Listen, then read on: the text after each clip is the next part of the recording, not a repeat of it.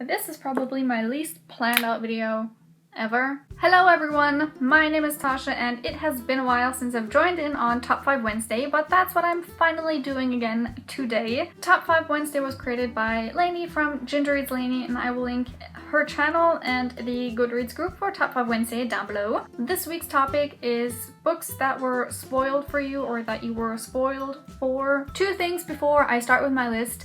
First being, I spoiled some of these things for myself by reading things I shouldn't be reading. And second, I will not be mentioning any names or actual events from books. I will just shortly mention what kind of thing was spoiled for me, so a death or a plot twist or whatever. If you still don't want to know anything about a book that I talk about, I will have pictures of the books I talk about right up here so you can mute the video until I'm done with that book. Also, I didn't put these in order. Coming in at number 5 is The Song of Achilles by Madeline Miller. I was spoiled for the ending, just in general. Although, I don't know if it would be considered a spoiler considering the kind of retelling it is, but it was still heartbreaking. I just saw edits on Tumblr, just the typical way to be spoiled. Tumblr. Coming in at number 4 is Gone Girl by Gillian Flynn. For this, I knew what the plot twist of this book was because by the time I read the book, the movie was out and I had seen so many edits and things on Tumblr, so I knew what was happening. Luckily, that didn't ruin my enjoyment of the book. Coming in at number 3 is The Death Cure by James Dashner. This is the third book in the Maze Runner series, and this is probably the one book I'm most annoyed for that I was spoiled for. I was spoiled for one death. I read it on Tumblr again. I was super annoyed, like really annoyed, but that was just one of the things that I didn't like about this book.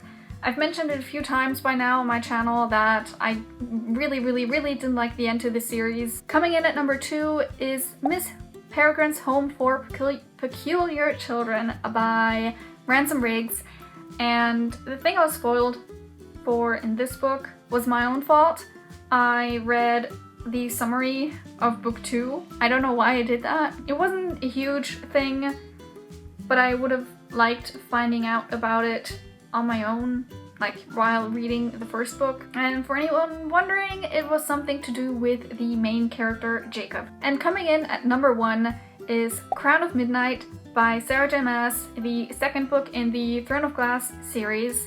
And if you've read this book, I'm pretty sure you can probably guess what I've been spoiled for in this book. I had seen... How do I explain this? So the thing I'm talking about is something you find out about Selena towards the end of the book, and I had seen this certain thing mentioned a few times on social media about Throne of Glass.